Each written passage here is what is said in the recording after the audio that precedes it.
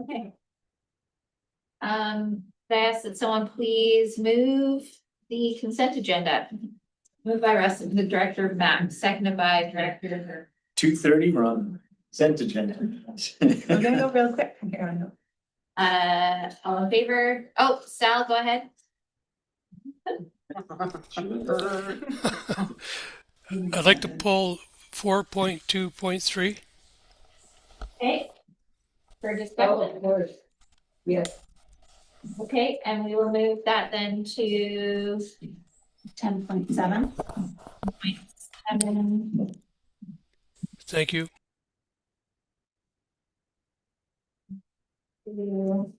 Okay, so with that item pulled, all in favor? Is there anyone opposed? Motion carries. Is there any business arising from the minutes? Seeing none, we'll move along to 6.1. And this is PVIS committee recommendations from December 4th. And this 6.1.1 is a direction request for the 2026 Pemberton and District Initiative Fund applications for long-term and one-time. A report in your package. Does anyone have any questions? Go ahead. Yeah, thank you to the chair. I was just curious why these particular two components were identified for potential service establishment and not just following the existing process that is laid out. Because the fund is limited and we are way oversubscribed on the fund this year, and those two areas have had really big financial asks over the last few years. And the discussion was, well, does economic development belong more as a taxable item rather than a grant and aid sort of approach? So that's why we would consider that. And similar for animal welfare, we fund WAG and PAWS. And PAWS has their home is old and was meant to be temporary in the first place, so they have some pretty big financial needs. And again, it was felt that perhaps this belongs more in an actual service rather than a grant and aid. Why are you funding WAG? Well, that's a question we asked too, and there is overlap. They do take a lot of animals from the valley. Yeah. They do work in partnership with PAWS. It's something we've struggled with. We talk about it every year. We look at it because we're like, well, PAWS has higher and higher needs. Should we just focus our finances there? But they do collaborate a lot together, the two organizations. So that might change, honestly. But for now, it's the one there. Thoughts? No, I think pause and I mean, it is just kind of over the last 15 years, I guess. Started out very tiny, you know, in fact, my wife started it. And, you know, and there was a couple of cats, a couple of dogs, and then all of a sudden it's 10 cats, 20 dogs, and it just went out from there. And that the location they're at now, I convinced council of the day to allow them to have that. And anyways, yeah, they're outgrowing their whole thing, but they are a wonderful organization, as is WEG, right? Yeah. So we need to be able to support these people as much as possible. Okay. Yeah. Would anyone like to move the recommendations? Okay. Moved by Russell or Director Max, seconded by Director Richmond. Comments? Okay, all in favor? Anyone opposed? Motion carries. Right. Thank you. 7.1. Here we go. Motion to defer. Director First Joe. With your mic. Put it up. What the heck? I am extremely happy that we've gotten this far. Yeah, Claire. Okay, Kristen should be joining. Then maybe I can just ask staff, there's a couple of photo credits that are wrong. Can I just fix that with staff after the fact, or do I have to? Like, do you, I don't know. The area OCPs are pretty strict, so I think I'd wait for staff to see if we just need to just include that in the motion with the amendments. Okay. Directed by Yeah, I photograph. better get the page numbers on that. We can see, but they might just say, yeah.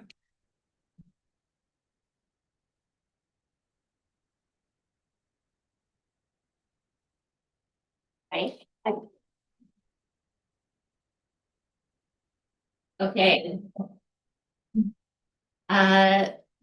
Good afternoon. I will start with Director Dewar to introduce the topic and then pass on to your staff. Thank you. So my name is Claire Dewar. I'm Interim Director of Planning and Development Services.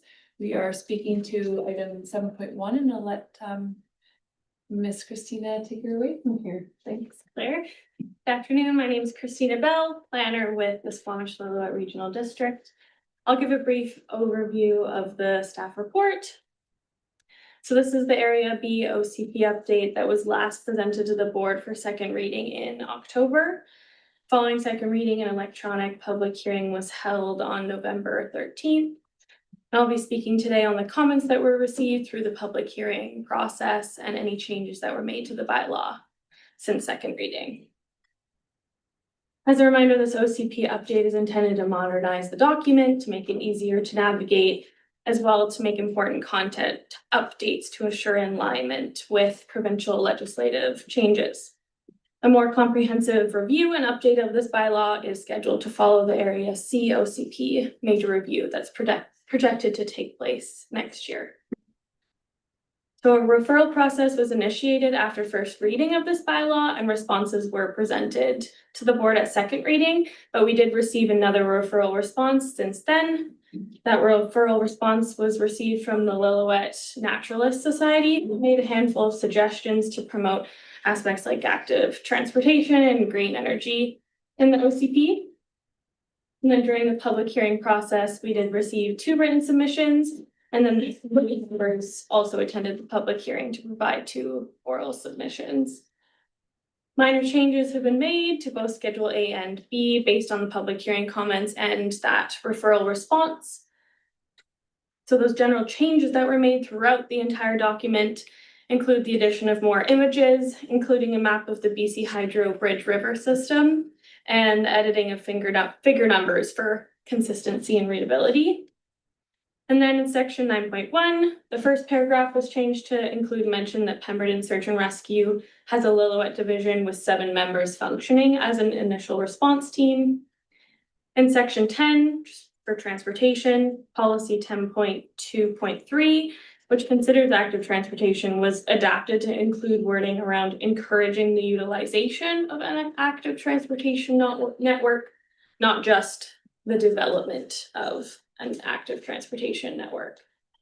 Section 1 of the Yallicum sub-area plan was adjusted to remove Casper Creek and Gun Lake wildfires, as it was pointed out that those fires did not directly impact the residents of the sub-area plan area. And policy 2.2 of the sub-area plan was adjusted to accurately reflect who the Yallicum Ecological Society works with, and reference to Yallicum Community Council was corrected to Yallicum Ecological Society. And then finally, Schedule B adjustments included just adjusting some labels for readability and zooming the maps out slightly to capture the entirety of Area B, particularly in maps 1, 6, 7, and 8. So following these changes, it is staff's recommendation that the bylaw be given third reading and that the bylaw be adopted. Thank you, and we're here to answer any questions. Excellent. This is your first time presenting to us. Well done. Yeah. Thank you. Any questions? Go ahead. Just wanted to get my colleagues' feedback. One piece that it was the Naturalist Society's feedback on encouraging alternatives to hydroelectric, and in particular reference waterway disruption. And I see the staff comment that 5.2.7 talks about alternate energy, but it's really silent about hydro and waterway impacts and so on. So for me, we didn't quite go as far as people were requesting, and I'm curious to see what my colleague feels about the sufficiency of as it is now. I'm okay with the way it is right now. Staff, thoughts? Yeah, thank you through the chair, and I'll let Ms. Bell respond as well. The why we highlighted that there was a policy that spoke to the utilization of solar, addressing the one component, and I think the other component around the hydroelectric power, it would be a bigger conversation that we would like to be scoped to the comprehensive review that is planned, in the future. Yeah, and if I understand it, there's quite a few items that have been hopefully tracked that will come forward for the comprehensive review. They were beyond the scope of this minor update, Yes. right?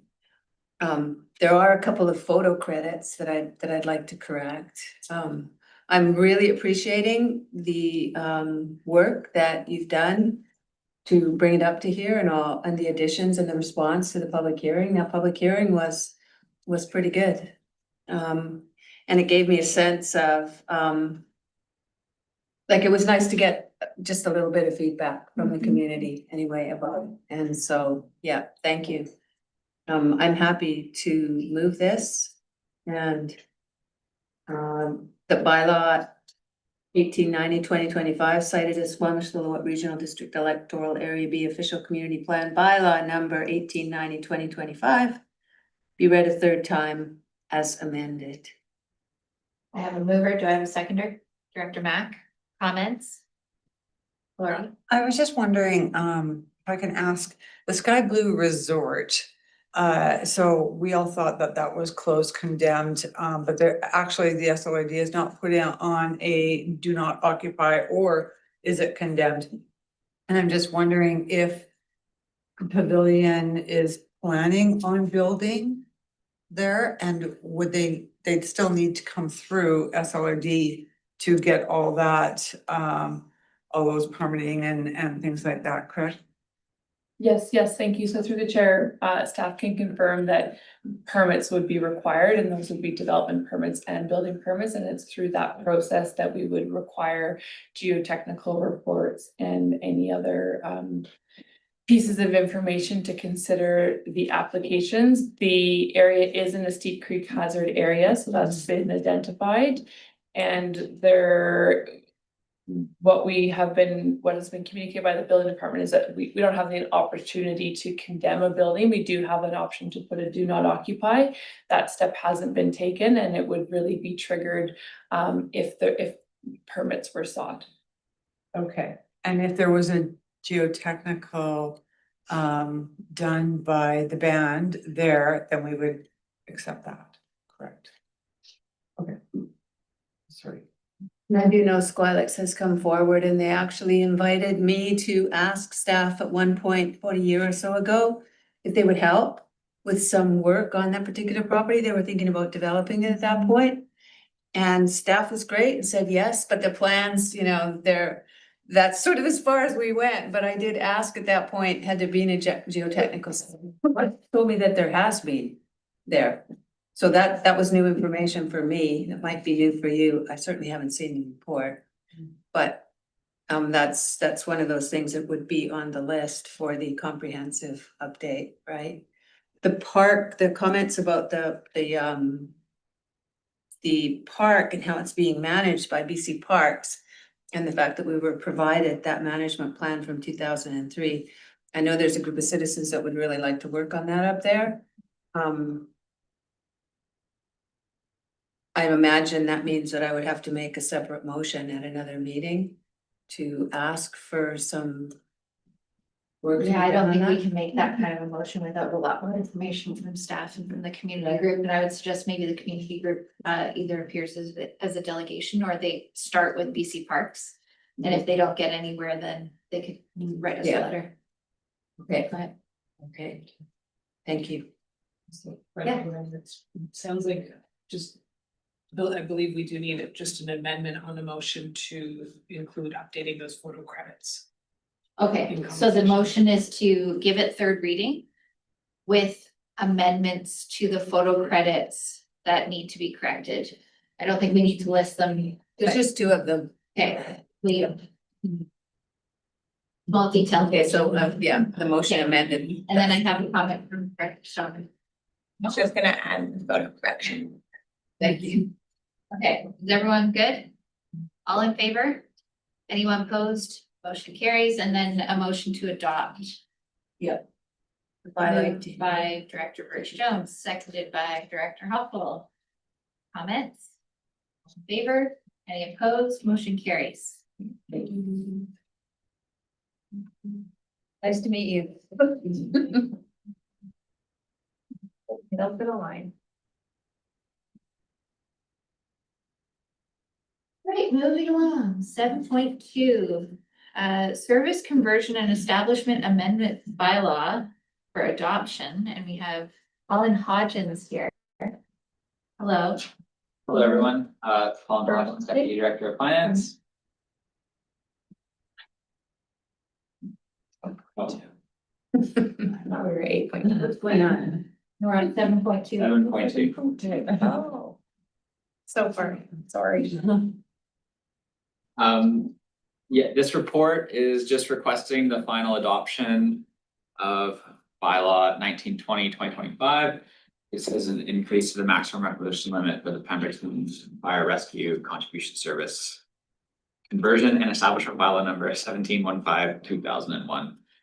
This received 3 readings at the September board meeting, and we've since received all the consent and inspector approval, and we would like to adopt the bylaw.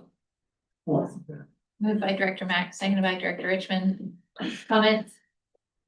All in favor? Any opposed? Motion carries. You're so efficient. Thank you.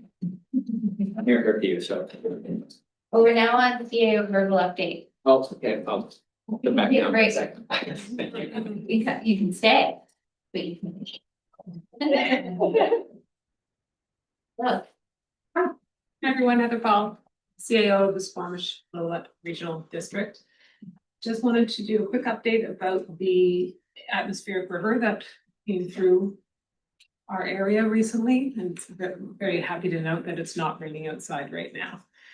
Just a few bullet points regarding the event and the EOC response.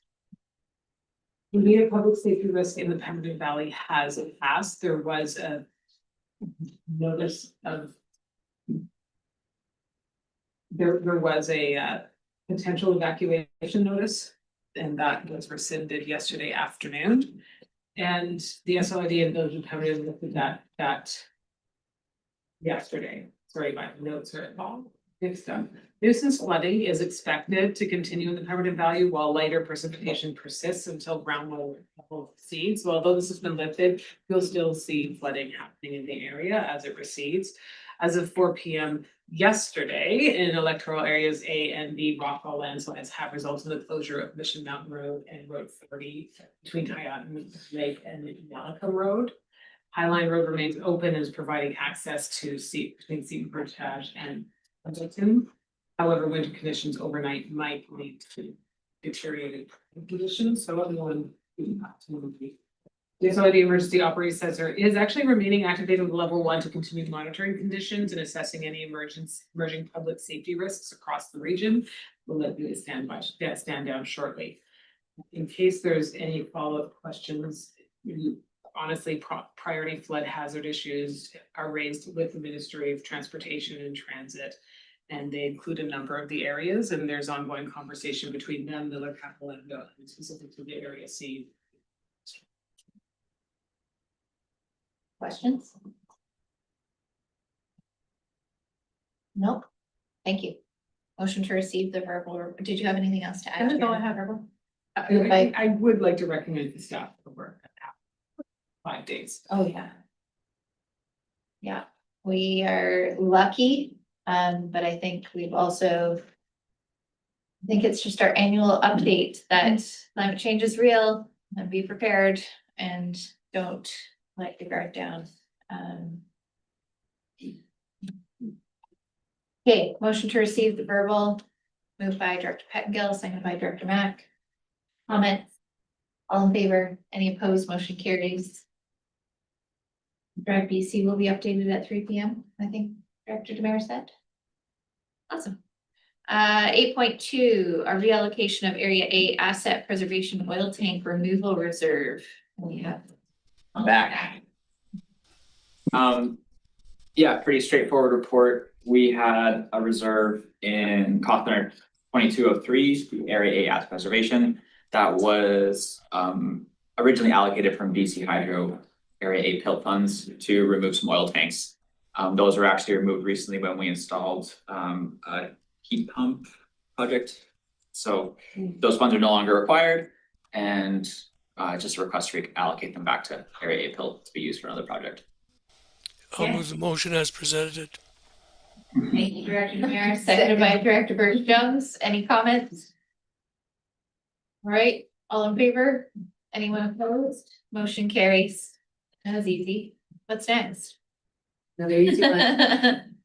Now we're on 8.3, COVID-19 Safe Restart Grant Final Report. This one's been a long time coming, it feels like. kidding. Oh my goodness. Finally there, or for the most part. Redone. Yeah, so the request is just to reallocate $378 of remaining balance towards the SLRD's meeting and live streaming and archiving expenditures, just to wrap up this grant and finalize it after quite a few years. Are you moving So- it? so moved. Seconded by Jeff. And I assume we don't need to make any comment. So I'll call the question. All in favor? Any opposed? Motion carries. Next, an information report regarding the Growing Community Fund financial update. Yeah, as I said, it's an update on the Growing Communities Fund. Some of the projects are now well underway. This is just an update as of December 1st on current expenditures and interest earnings. So I'll open it up for any questions. Director Hoffel, go ahead. Thank you for the report. My question is about the Lillooet landfill service improvements. It's got $6,763 towards preliminary engineering work for BC Hydro Access Road and installation of an electrified vehicle gate at the landfill site. So is that for the landfill or for BC Hydro? And if it is for BC Hydro, why would that come from this fund? The SLRD completed their preliminary design, but if the project is gonna go forward, it would be BC Hydro paying for that project. This is all right here, no, he's not, but yeah, that's my understanding, is that it would benefit both the landfill and BC Hydro, but if they went forward with like actually implementing the full rent, it would be paid for by BC Hydro. But we just paid for the preliminary design. So we're gonna pay for the design, and then BC Hydro, that's the full cost of the design? I can follow up on that, don't worry. You get the whole thing. But your ears were burning.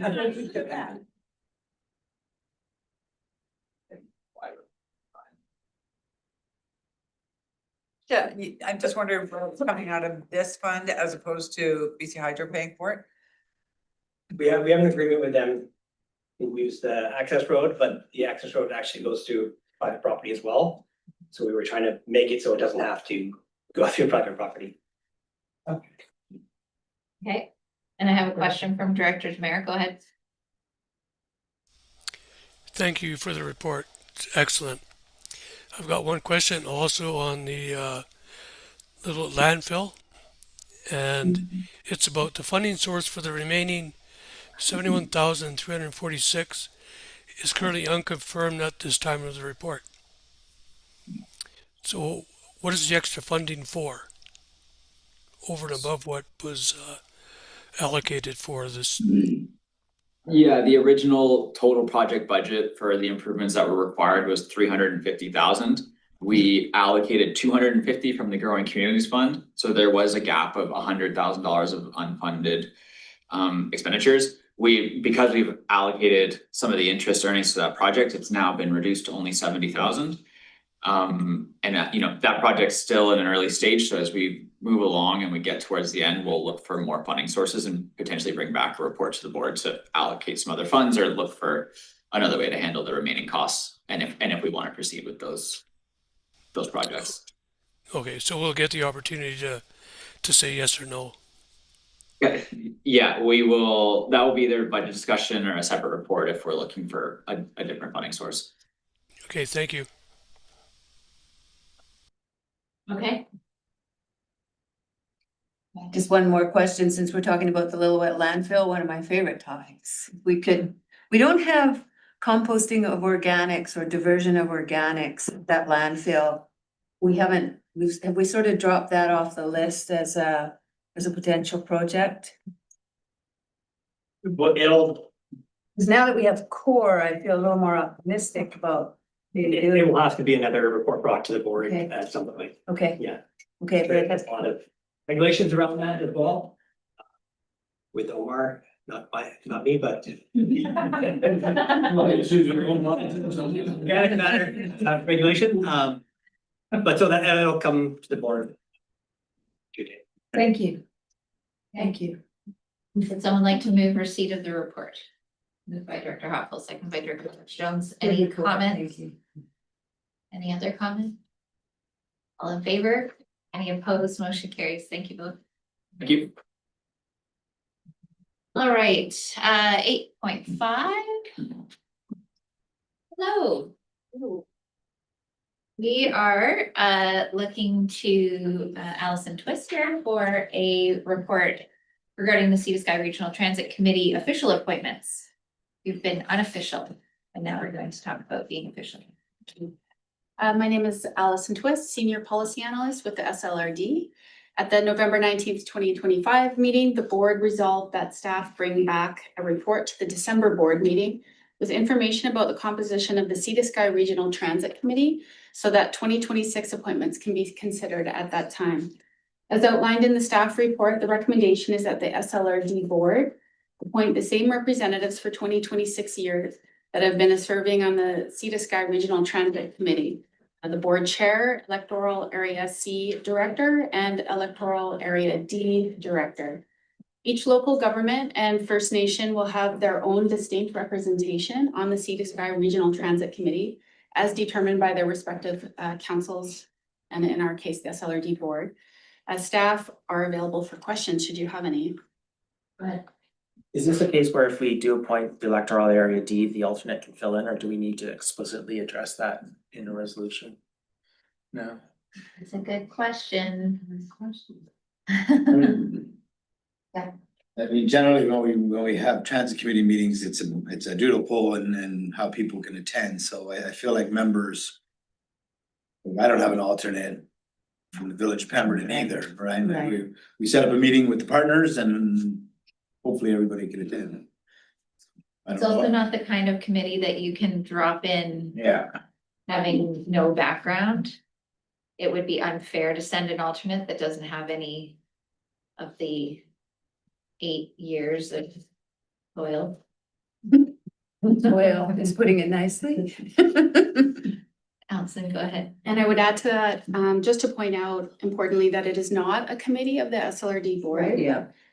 It does ensure representation of the member municipalities, First Nations and electoral areas.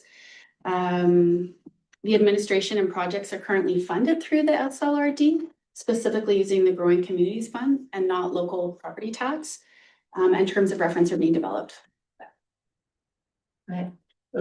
Just on this point, could we, given that the Area D director's on, like, just is it appropriate to make the appointment of the alternate to it at this point? Because we're, or do we feel that Area D director will be back in time for this work to, like, in a substantive way? I just want to make sure that I understand not having an alternate, but we're here with an alternate just as a, or if that's a No. discussion for another time and that's not required, or. I don't think so, because the area D director will likely be back in January. Okay, He has 8 years of working on this. no, And it's not a committee of the SLRD board, and therefore you don't bring in members from the board. So. Okay. And I think further refinement will come through the process of the terms of reference. And so this is just a placeholder to ensure that the work can continue through 2026. Any other questions? like motion. Thank you. Seconded by Director Mack. Other comments? All in favor? Any opposed? Motion carries. Okay. Okay, so we have received several letters, probably all over town. Director Dewar is here to talk to us about M16 and the professional reliance. Thank you. My name is Claire Dewar, Interim Director of Planning and Development Services. I will speak to the staff report really high level and then happy to take any questions. So the purpose is to express concerns regarding Bill M216, the Professional Reliance Act, which is under consideration by the Legislative Assembly. The Select Standing Committee on Private Bills and Private Members' Bills is currently seeking input on the bill with the January 6, 2026 deadline to submit input. That it was a deadline extension provided to all parties. Concerns include lack of meaningful consultation with local government, liability concerns for local government, loss of local discretion and autonomy, adverse impacts on public health and safety, as well as negative environmental consequences. And then just really high level, the professional reliance applies to building design and construction, subdivision, infrastructure design and construction, wildfire or hazard development permits, riparian protection, flooding, landslide protection, geotechnical site issues, and more. I'm happy to leave it there. Thank you. Thank you. I'm chuckling because I have never seen so much engagement from so many different local governments on something. It's a bit strange that a member of the governing party is putting forward a private member's bill and then getting clobbered by every local government in the province. So anyways, sidebar. Any questions? Concerns? Go ahead. Thank you to the chair, and I agree that this is odd. I think the letter that has been presented by staff is great and it hits on a lot of the high notes. One thing that I am curious if we could just add a little bit of verbiage to is how much time and resources are going into responding to this in addition to all the work that we have done around Bill 44. That I don't think we can underestimate the fact that the government allowed this to get to second reading into committee with the narrative that it means that local governments can engage on it, where early on we said we didn't even want to put the time and resources into engaging in it because this is ridiculous. And here we are having spent hours cumulatively across all of our local governments that are already stretched thin to provide this feedback. I think a kind sentence at the end saying how frustrated we are at the process and their lack of engagement with us early on would go a long way. I appreciate those comments and I think that they're well placed. Okay, so would someone like to move that we send or moved by Director Stoner, seconded by Director Herbert? Sorry, the intent was that it included the. Yes, with the your amended comments, yeah. comments. Can I just request that we also CC EPCM on the responses? Oh, yeah. Great. Good. All in favor? Anyone opposed? Motion carries. Thank you. All right, 8.7 SLRD Regional Growth Strategy Annual Report and Monitoring Report. We have all things regional growth strategy. Thank you. Good afternoon. My name is Claire Dewar, Senior or Interim Director of Planning and Development Services of the SLRD. I'm here to the annual report and monitoring report, which is covering the period of 2020 to 2024. We have requirements under the Local Government Act to report annually on our regional growth strategy, as well as to establish a program to monitor the implementation and progress toward objectives and actions in the RGS. So this report addresses both of those requirements concurrently. For a high-level overview, the SLRD has these annual reporting requirements, as well as the indicator monitoring, which we complete every 2 to 5 years. This is the 5th indicator monitoring report to track progress. And the monitoring report builds on reports from 2012, 2013, 2014, 15, and 2016 to 2020, which was the last time we monitored progress. Also noteworthy, the report incorporates indicator changes for goals 1, 2, 3, and 11, reflecting the RGS review updates that were adopted in 2025. And as indicated in the results summary table in the staff report, but then also in further detail in the monitoring report attached to the document or to the staff report, that the RGS goals are mixed with the majority, 31 indicators either stable or improving, which is encouraging. And I did think it was interesting to see that we've been stable since the 2016 to 2020 report, and that in terms of indicators that have been regressing, and that we're actually down in terms of the indicators that have been regressing since the 2014 to 2015 reporting period. The other piece of information that I wanted to highlight were just some new indicators around non-settlement areas, active commutes, visitor travel, non-market housing, physical activity, youth well-being, farm matching, electric vehicle charging, and building energy use. These are all really exciting new indicators that we will be able to track this year, but then also to see the trends in the future years. The other piece I wanted to highlight was just around goal 9 and goal 8. Goal 9 being the improved collaboration among jurisdictions, and goal 8 being enhanced relations with Indigenous communities.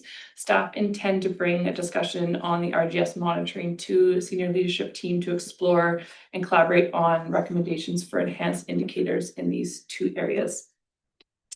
And with that, I will take any questions the board may have. But this is just such a fantastic report. Yes. Really appreciate being able to understand sort of objectively if we're moving the needle on things or where we need to adjust. And on that last note, recognizing we're in the last year of our term, are we going to be having a strategic discussion where we might dig into some of the things where we feel are falling short, or what would be or is that something that would typically be left at this point to the next iteration of the board? Yeah, typically we wouldn't in the last year. However, direction of the board, we could have an update. Heather? I think you're echoing exactly what I was going to say. It's not a bad idea to have a sort of postmortem of what we've done here for the last 4 years. Maybe a committee of the whole. Yeah. I would really like that. I'd love to spend some more time on this. Bye. I just wonder if there's a way that we can dovetail it in with the strategic plan review and combine the two and just really drill down on how we might want to focus the last year of our work. So sooner than later. Even better. I can't remember when the next strategic plan. Yeah, and in the discussions prior, it was meant to be fall. So we can move it up, but it does move other things and, but I love strategic planning, so. So a motion to move that strategic planning session up earlier in the calendar year, combining it with this information, with some time for discussion of some of the areas where we're not doing as well as we'd like to. Can we, so just to keep it a little, like give us a little bit of wiggle room so that we're not committing to doing it, on January 29th. Can we ask that strategic plan and RGS progress report come to a committee of the whole early in the new year? I'd like to do that. Does that work for language? January is really tight. Yes. No one was talking. No one's saying dates. Because we're not committing to a date, but if we can get it first quarter. First quarter. Okay. I love the ambition and I want to do it. I also just want to recognize that then staff do it all over again in November. Yeah. So if it's not coming, there's a reality here. This is your idea. I'm backtracking on my idea. Yeah. It was actually Vince's idea. I think but that's still a good idea. It's not a new strategic plan. No. Let's be clear, this is to look at our current plan and where we're at. And are we meeting and what are we leaving for the next board? Is that fair? Yeah. Okay. Okay. Fine. Just to manage expectations, because if I forget this conversation, I'll come in with a list of things I want to change in budget and stuff. So if that is our plan, to make sure we're maybe just clear in the report of this is the scope of the conversation. Just to see clarity, I think we can roll it in. I don't know if we have to look at the RGS. I think that the overall strategic plan, actually the RGS is linked to that. The strategic plan is informed by the RGS.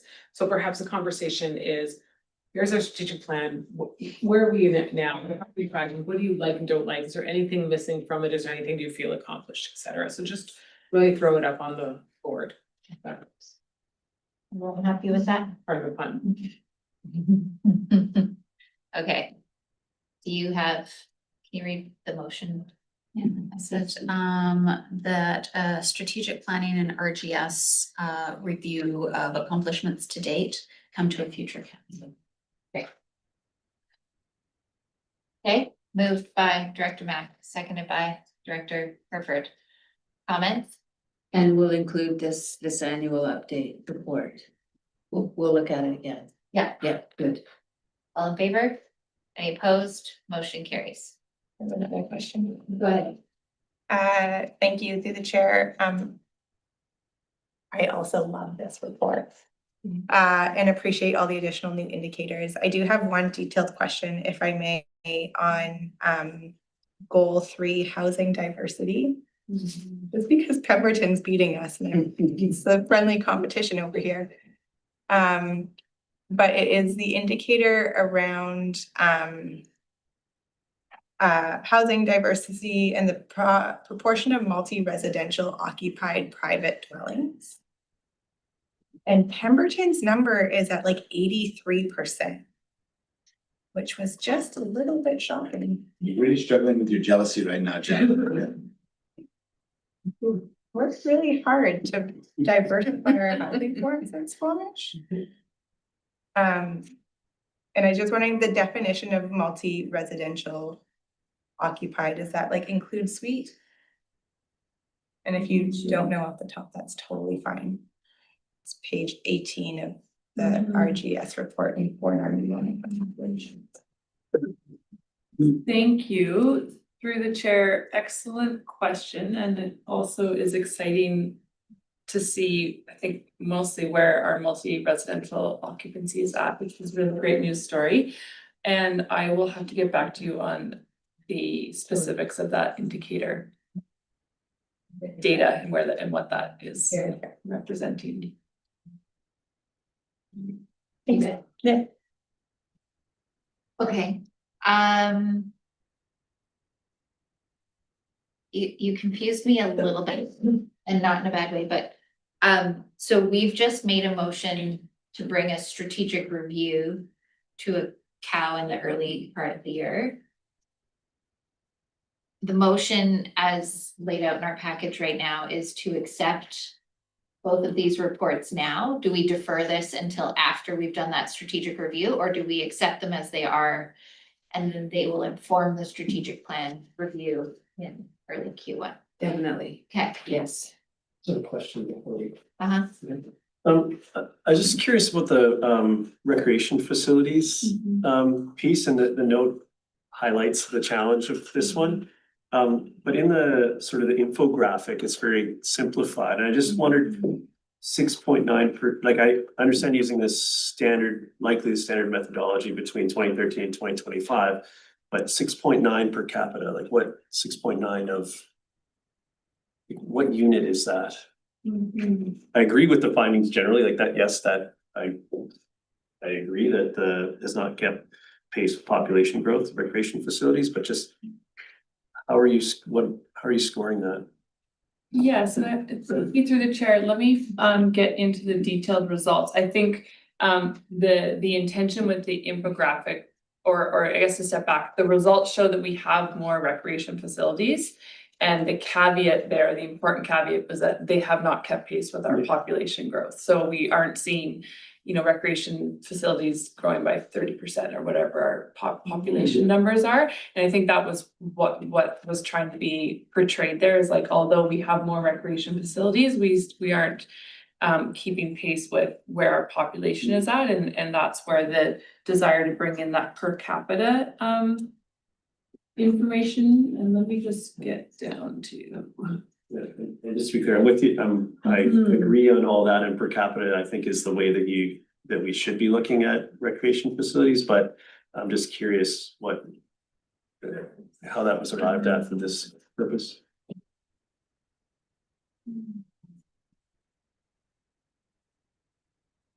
So there is a meters squared. So in 2025, there was approximately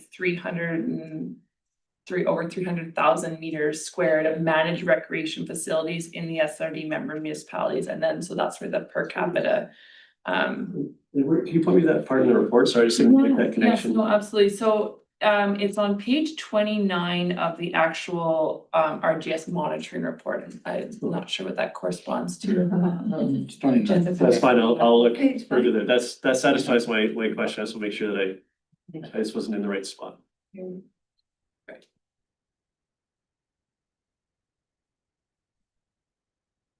There it is.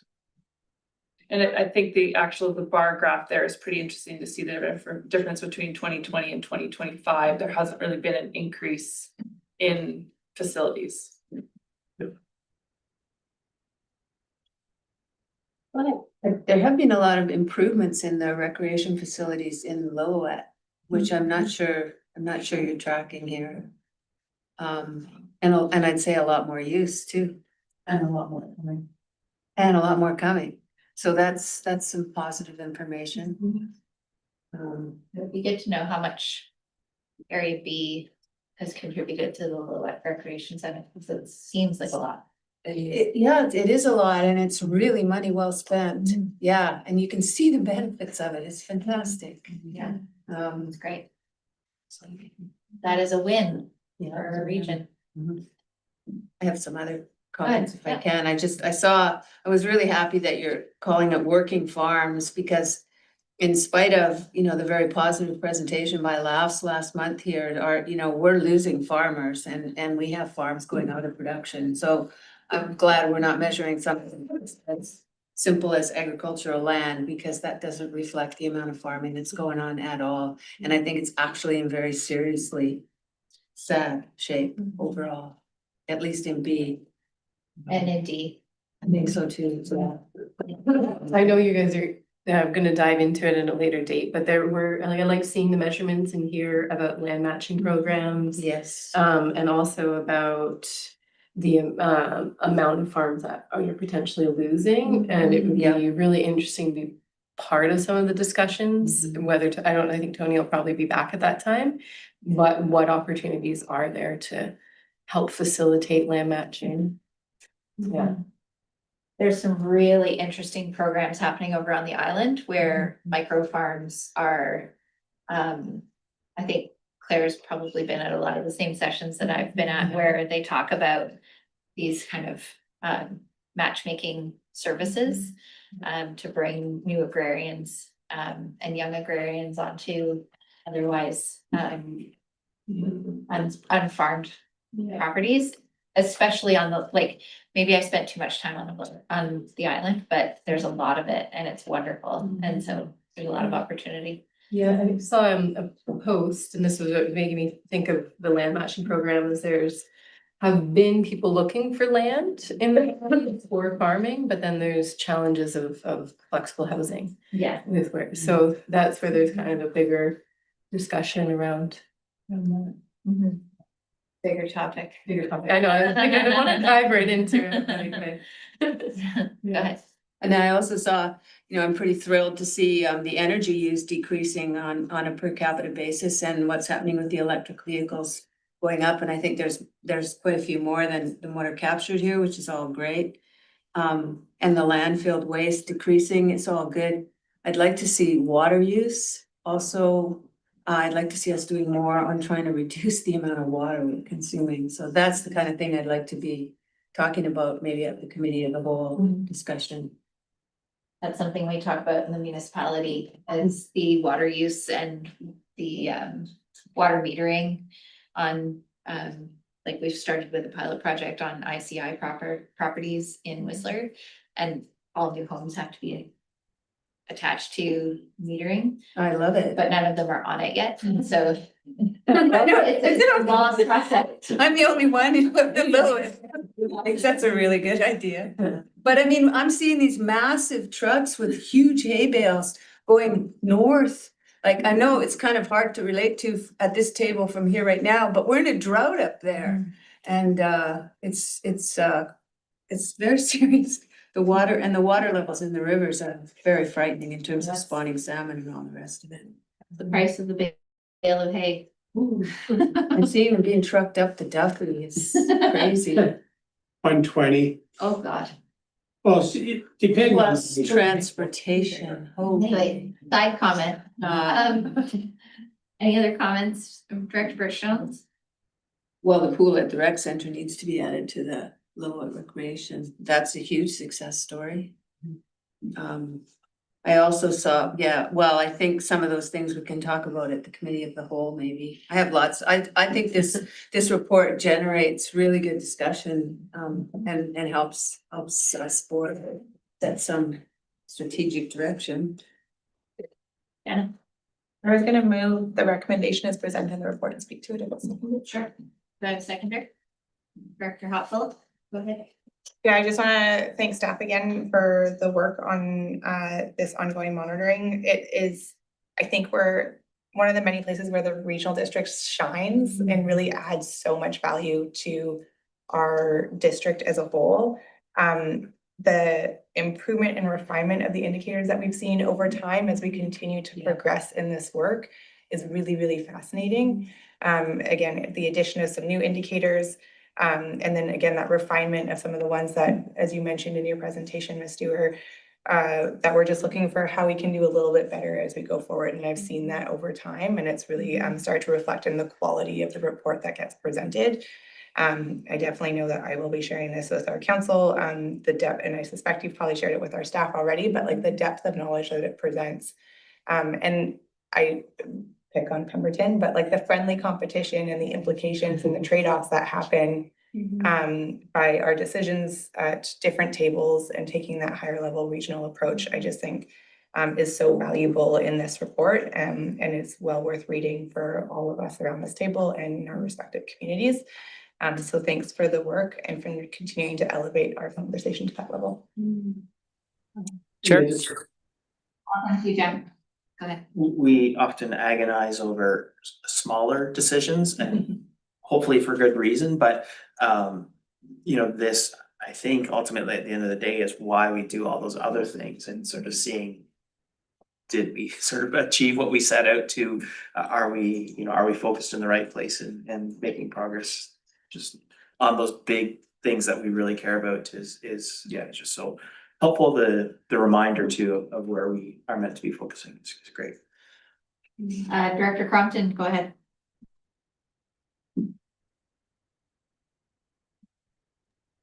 Thanks, Chair. I just want to agree with the sort of value to our communities of the sort of competitive nature of it. And I think that this is a good document to share with our councils at home. Thank you. Great. There's nothing wrong with second and third place, you guys. Just run Okay. How's your ski industry, Mayor Richmond? Sorry, you're breaking up. Okay. The question, I just see the RGS steering committee met once in 2024. Is that supposed to say 2025 or were there no meetings in 2025? Yes, thank you. So through the chair, this report is only capturing up to 2025. I see, yes, of course. Okay. We haven't moved, we haven't seconded. We have lots of comments. We have work to do in early Q1 with this. So don't put this away. Keep your questions, write them down, and we'll call the question. All in favor? Anyone opposed? Motion carries. Thank you very much. And so that was to accept the two reports both together. And with that, the 8.8 information report regarding the Greylorn Adventure Lodge zoning and OCP amendment public hearing update. Sorry, this one, a report to follow. I see it in my email, but I haven't had a chance to look at it. Can we just have like 5 minutes? Or- Yeah, why don't we defer it and we'll come back to it tomorrow? The agenda. How much time do you want? Let's defer to tomorrow. That makes Yeah, sense. we'll defer it to tomorrow. If we can deal with it after the. Okay. Okay. Thanks, Claire. You need to say something. That was a waste. Oh, I see. So but she is back, don't go too far. All right, so 9.1 Chair's verbal report. We had a conversation offside, or offline after the last board meeting. One of the things we used to do, and we took it off the agenda because it became a bit tedious, was board roundtable.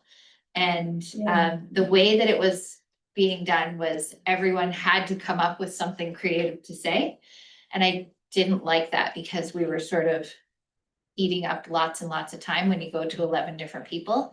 So instead of me, well, if I had something to add here, I would, but going forward in the chair's verbal report, if you have something new and interesting and concise that you'd like to share with the community, this is your opportunity. So it's kind of a roundtable. I'm throwing it up to any of you. Obviously, you're not prepared with something at this moment in time. And so I just wanted to share that as something we're gonna do going forward. But if you've got something, share it. Go ahead, Lori. I don't have anything, but I'm wondering if we were to do this, can we put a time limit on it? Can Yeah. we do like a 2-minute? Say what you can in 2 minutes or something like that, otherwise. What? I said, yes, I'll. have my active, I'll pull out my timer if we need that. I will literally time you all. Okay. We do need a timer. I We do think need a so, timer. We can share that job. but good idea, thank you. Okay. You like did it? Okay. Everyone good? Okay, so come prepared in January if you have something interesting and concise And relevant. and relevant. Oh. Yeah. Within our jurisdiction. Okay, thank you. Motion to receive minutes. Moved by Director Bridgestone, second by Director Mack. All in favor, any opposed, motion carries. Okay. 10.1. Invitation for comment from Metro Vancouver Regional District on the Metro 2050 Type 2 proposed amendment regarding the city of Surrey. This is a. Yeah, Claire's noted on this. Really, but I think. For that, what is it? Right.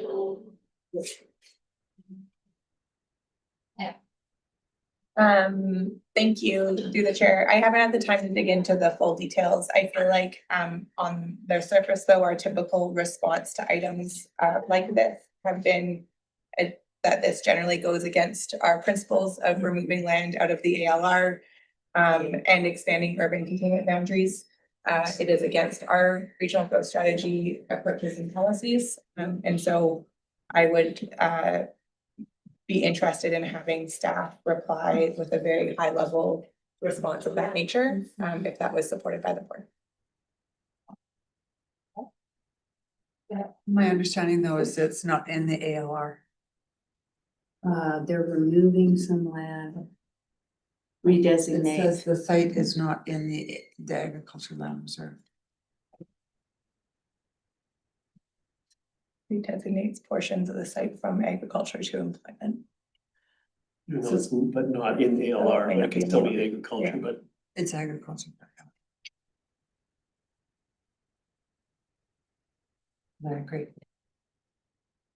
I think we can still make the comments known I agree, that this is our principle and I think it shares our perspective. Chris, go ahead. Yeah, I was just gonna say, I think whether or not it's ALR, if it's sides of like. For one, food security and all those things, just. Okay. So, would we like to send our response as noted? Moved by Director Stoner, seconded by Director Hopful. Further comments? All in favor? Any opposed? Motion carries. Thank you. And this is a 10.2 is a request for acceptance from the Resort Municipality of Whistler's Regional Context Statement, which must be accepted by this board by resolution. I ask that someone please make the resolution. Director Richmond, seconded by Director Birch Jones. You can make comments, but you can't really change the outcome, so. All in favor? Any opposed? Motion carries. If anyone had some like concerns with it, we could probably send it back, but. I disagree with what you're doing. Awesome. Okay, so now this is a process that is very strange. There are lots of many years, we just blow this through and say, we accept the recommendations of the 3 regional districts impacted here. We don't really ever participate. There are a couple of nominees coming from Sunshine Coast Regional District. They're obviously impacted by BC Ferries, and therefore they are well placed to nominations. So I would suggest that we receive the letter and respond back with, we support the recommendations of our colleagues on Sunshine Coast. Everyone's comfortable with that? Yep. Okay. Moved by Director Herford, seconded by Director Birch Jones. All in favor? Any opposed? Motion carries. All right, we've dealt with 10.4. We've dealt with 10.5. Yeah. 10.6, a request for funding. Chair, I'll have to declare a conflict of interest as my daughter is an employee of the BRVCA and my wife is a director on the board. Thank you, Director Demare. Can we put him in the waiting room, please? Thank you. Okay, so this is a request for funding and resolution of support to grant $2,000 from SLRD Area A Northern Payment in lieu of taxes reserve funds towards the Writers Festival.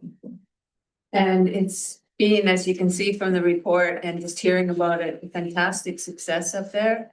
I'm really pleased to move funding of $2,000 from SLRD Electoral Area A Northern Built Funds towards the festival delivery. And also, should I make the second one? Yeah, the letter of support. Yeah, also to provide the letter of support to NBIC for their application to Fabulous Festivals and Events Program. Thank you, Director Birch Jones, seconded by Director Herford. Other comments? Go ahead. I was wondering if staff can clarify how much money is left in the pill. If you take a 1 minute break, but if it's Just assuming that there's hopefully more than $2,000 in it. Order of magnitude? They do have a report every month at EAD, which is available in our minutes. Right. So Val would know that. Yeah, everyone, yeah, go ahead. And as part of the resolution, if we can also include that the Squamish-Lillooet Regional District acknowledges that the Bridge River Valley Community Association will be fully responsible for delivering the project and meeting all applicable program requirements. And the reason for such a resolution is that the funder, if they are successful, doesn't come back asking who's responsible for oversight of the funding. Right. Yeah. Friendly amendment, right? Okay. You want to wait for that answer? Jen? Nope, I'm good. Wait. All in favor? Is there anyone opposed? Motion carries. So we're now 10.7, this was 4.22. And that was the, oh yeah, bring Sal back in. This is.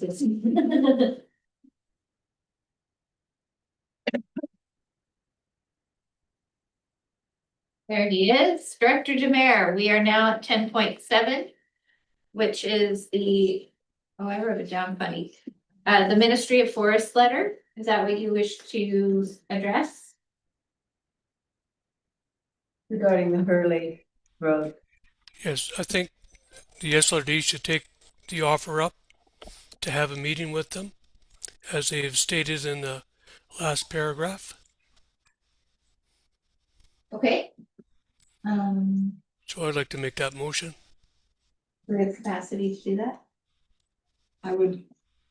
We do have a work plan set out, so we do have advocacy that comes up on occasion with their work plan. I'd actually ask Director Omar Bad to come and speak to that when it comes to capacity. Highways often lands underneath him, Right. and roads. Hello. I think we can definitely set up a meeting to discuss and go from there. I do note in their letter, they say alternatively, Highway 40 is set to highway standards and it's been closed for 3 days. So I don't know if they're meeting their debris removal. But yeah, I think we have capacity to set up some meetings and discuss. Yeah, it's very important for our community. Yep. Go ahead. Just for clarification, I sort of reading through the correspondence, I got the sense that there's different perspectives at the province and different MLAs over time of what the obligations from the province are, was my sense, and I'm not clear about what our expectation is going into a meeting. Is that, or do we have that set? What would you say if you got this meeting? Good question. I'm not sure, would elected official be part of that meeting or? I think so. Yeah. I think we'd all support Area A Director joining the meeting. And C, And C. because it's half in Area C. Okay, Chair, Director Crompton. it seems to me we should have a really clear ask of them. In the past, we've gone to them and they have said to us, we are maintaining it to the standard that we agreed to, or that we state that we're maintaining it to. And then we went back to them and asked them to change the standard. And so it's either we don't think they're maintaining it to the standard or we want them to change the standard. And my conversations with them have been, they will not change the standard. Anyway, I think it would be good to know exactly what we're sending Mr. Butt, to do.